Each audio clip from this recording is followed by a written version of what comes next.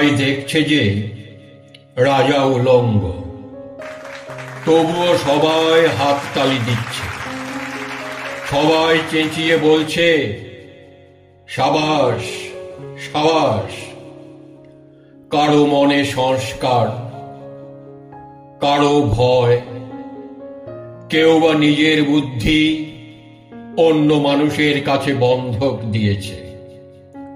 কেউ বা পরান্নভোজী, কেউ কৃপা প্রার্থী, উমেদার, প্রবঞ্চক।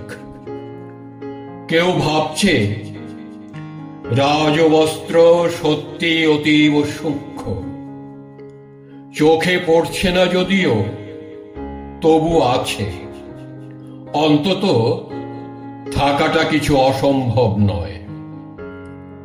গল্পটা সবাই জানে, কিন্তু সেই গল্পের ভিতরেই শুধুই প্রশস্তি বাক্য উচ্চারক কিছু আপাদমস্তক ভীতু, ফন্দিবাজ অথবা নির্বোধ স্তাবক ছিল না। একটি শিশুও ছিল, সত্যবাদী, সরল, সাহসী একটি শিশু। নেমেছে গল্পের রাজা বাস্তবের প্রকাশ্য রাস্তায়।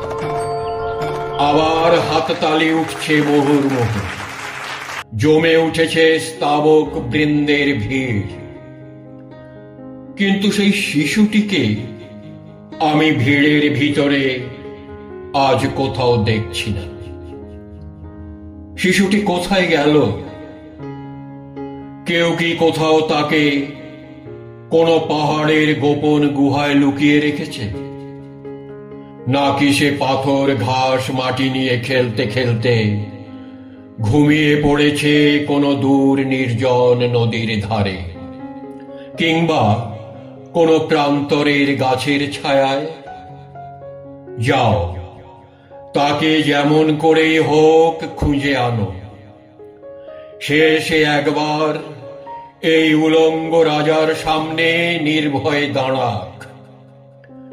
সে একবার এই হাততালির ঊর্ধ্বে গলা তুলে জিজ্ঞাসা করুক, রাজা, তোর কাপড় কোথায়?